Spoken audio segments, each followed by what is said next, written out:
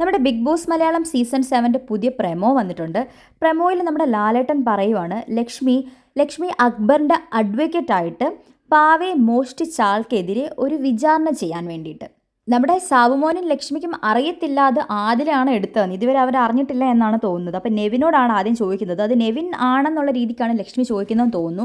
അപ്പം നെവിൻ പറയുന്നുണ്ട്, നിങ്ങളെ വിശ്വസിച്ച് വരുന്ന ഒരാൾക്ക് കഴിമരം മേടിച്ച് കൊടുക്കുന്ന നിങ്ങളെപ്പോലുള്ള ഒരാളോട് എനിക്കിത് പറയണ്ടെന്ന് നെവിൻ ലക്ഷ്മിയുടെ മുഖത്ത് നോക്കി പറയുകയാണ്.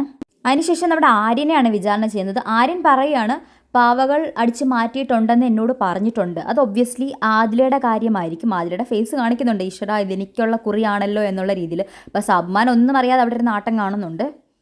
അതിനുശേഷം വിചാരണ ചെയ്യുന്നത് നൂറയാണ്. നൂറ പറയുന്നുണ്ട്, പാവകൾ എടുത്ത് മാറ്റിയിട്ടുള്ള കാര്യം എന്നോട് പറഞ്ഞിട്ടുണ്ട്. അത് നെവിൻ്റെ കാര്യമാണോ ആദിലയുടെ കാര്യമാണോ പറഞ്ഞതെന്നറിയത്തില്ല. നെവിൻ അവിടെ നല്ലൊരു എക്സ്പ്രഷനൊക്കെ ഇടുന്നുണ്ട്. ഇത് ആരുടെ കാര്യമാണ് ഇവൾ പറഞ്ഞതെന്നായിരിക്കും. എനിക്ക് അത് മനസ്സിലായില്ല അത് ആരുടെ കാര്യത്തിന് വേണ്ടിയിട്ടാണെന്ന്. അതിനുശേഷം നമ്മുടെ ആദിലെ വിചാരണ ചെയ്യുന്നു. ആദിലയുടെ അടുത്ത് ലക്ഷ്മി സത്യാവസ്ഥ ഒന്ന് പറയാമോ എന്ന് ചോദിക്കുമ്പോൾ വക്കീലിന് ഇതിനകത്ത് പങ്കുണ്ടോ എന്നുള്ളതാണ് എൻ്റെ ഇപ്പോഴത്തെ സംശയം എന്നുള്ള രീതിയിലാണ് ആദില മറുപടി തരുന്നത്. അപ്പം അങ്ങോട്ടും ഇങ്ങോട്ടും കണക്ഷൻ ഇല്ലാതെ ഇവർ പറയുന്നുണ്ട്. കാരണം ഇവിടെ ലക്ഷ്മിക്കും സാബുമോനും ഇതിനെക്കുറിച്ച് ഐഡിയ ഒന്നും തന്നെ ഇല്ല.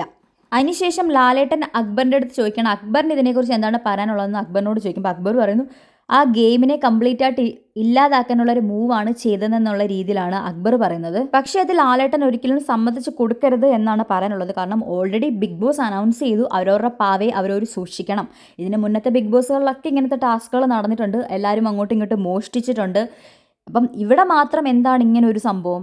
പോയ പാവ അക്ബറിൻ്റെ ആയതുകൊണ്ടാണോ? ഇവിടെ ലക്ഷ്മിയുടെ പോയി, സാബുമാൻ്റെ പോയി, അതിനകത്തൊന്നും വിചാരണ നടത്തിയിട്ടില്ലല്ലോ ഇവിടെ ആരും.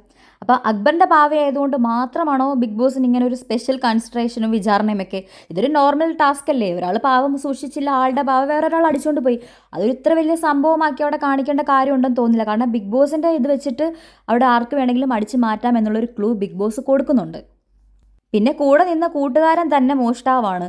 ഇതൊക്കെ അറിഞ്ഞിട്ടും അക്ബർ പാവയെ സൂക്ഷിക്കാതെ എവിടെയെങ്കിലും കൊണ്ടുവച്ചിട്ട് അത് ആരെങ്കിലും എടുത്തുകൊണ്ട് പോയി അവരുടെ ഗെയിം കളിക്കുമ്പോൾ ഗെയിമിനെ കംപ്ലീറ്റ് നശിപ്പിക്കാൻ വേണ്ടിയിട്ടാണെന്നൊക്കെ പറഞ്ഞാൽ അതിനകത്തൊരു ജെനുവിനിറ്റി എനിക്ക് ഫീൽ ചെയ്യുന്നില്ല. എന്തായാലും ലാലേട്ടൻ എന്താ പറഞ്ഞതെന്ന് കറക്റ്റ് അറിയത്തില്ല. നമുക്കത് എപ്പിസോഡ് കണ്ടാൽ മാത്രമേ മനസ്സിലാവത്തുള്ളൂ. അപ്പോൾ എപ്പിസോഡിന് വേണ്ടിയിട്ട് വെയിറ്റ് ചെയ്യാം.